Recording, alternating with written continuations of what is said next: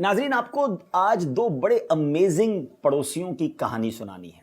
کمال کا واقعہ ہے، غور سے سنیے گا۔ ایک پڑوسی تھے، بہت بڑا نام ہے، مگر ان کے برابر میں ایک غیر مسلم کا گھر تھا، یہودی کا گھر تھا۔ یہ مسلمانوں کے بزرگ ہیں اور برابر میں غیر مسلم کا گھر ہے۔ وہ غیر مسلم سفر پر گیا تو اس کے گھر میں لائٹ نہیں تھی، چراغ کے لیے پیسے بھی نہیں تھے، ساری رات ان کا بچہ روتا رہتا تھا۔ یہ جو نیک بزرگ تھے انہوں نے پوچھا کہ معلوم تو کرو کہ کیوں بچہ روتا ہے۔ برابر سے پتہ چلا کہ بچہ اس لیے روتا ہے کہ ساری رات اندھیرا ہوتا ہے اور اندھیرے میں بچہ گھبرا جاتا ہے۔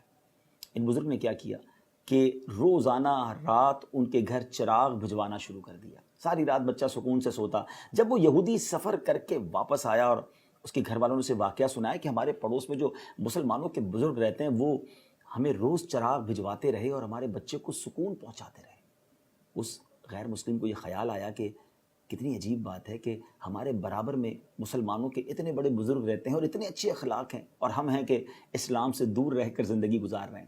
وہ یہودی کے خاندان والے اس مسلمان کے گھر آئے، دروازہ کھٹکھٹایا اور گویا اس طرح کہا کہ حضور، ہمارے گھر میں تو آپ کی طرف سے چراغ کی روشنی پہنچتی رہی، اب ہمارے دل میں جو کفر کا اندھیرا ہے اسے بھی دور کیجئے، کلمہ پڑھائیے اور ہمیں مسلمان کیجئے۔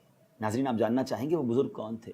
وہ کوئی اور نہیں، اولیاء کرام کے سردار حضرت سیدنا بایزید بسطامی رحمۃ اللہ تعالیٰ علیہ، جو اپنے غیر مسلم پڑوسی کے ساتھ اتنا شاندار سلوک کرتے رہے۔ اسی طرح ایک اور بڑا عظیم نام حضرت سیدنا مالک بن دینار رضی اللہ تعالیٰ عنہ۔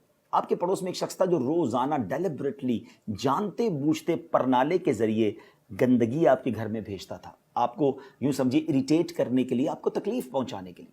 آپ کوئی جواب نہ دیتے تھے۔ کچھ دنوں کے بعد اس پڑوسی سے رہا نہیں گیا کہ یہ کمال کی بات ہے، میں روز گندگی بھیجتا ہوں، کوئی جھگڑا نہیں، کوئی ریٹیلیٹ نہیں، معاملہ کیا ہے؟ دروازہ کھٹکھٹایا، حضرت مالک بن دینار رحمۃ اللہ تعالیٰ نے دروازہ کھولا تو وہ کہتا ہے حضور، میں روز آپ کے گھر میں گندگی بھیجتا ہوں، آپ کو تکلیف نہیں ہوتی؟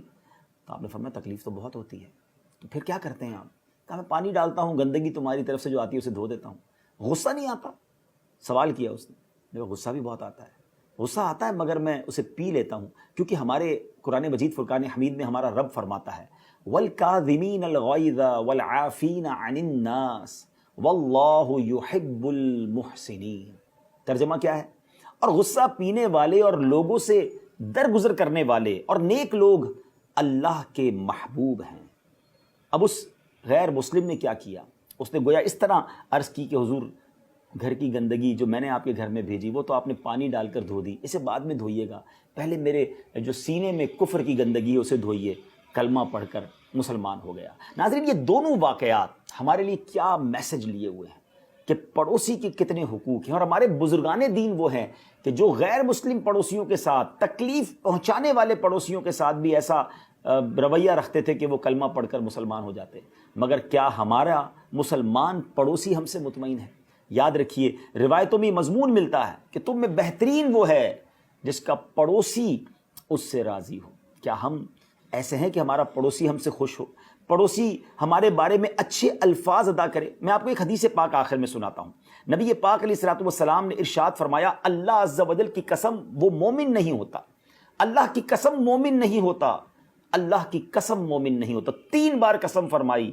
عرض کی گئی کون یا رسول اللہ صلی اللہ تعالیٰ علیہ وسلم؟ تو فرمایا وہ جس کا پڑوسی اس کی شرارتوں سے امن میں نہ ہو۔ اللہ اکبر! ذرا غور کیجئے ناظرین، یہ ہے پڑوس کے حقوق۔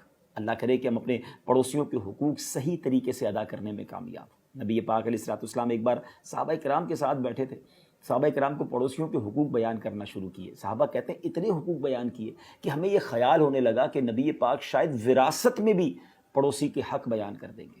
اب ہمیں یہ غور کرنا ہے، ہمارے پڑوسی ہم سے راضی ہیں، یہ تکلیف میں ہیں، اگر وہ تکلیف میں ہے تو ان کو راضی کر لیجئے، کیونکہ پڑوسی راضی تو انشاءاللہ رب بھی راضی۔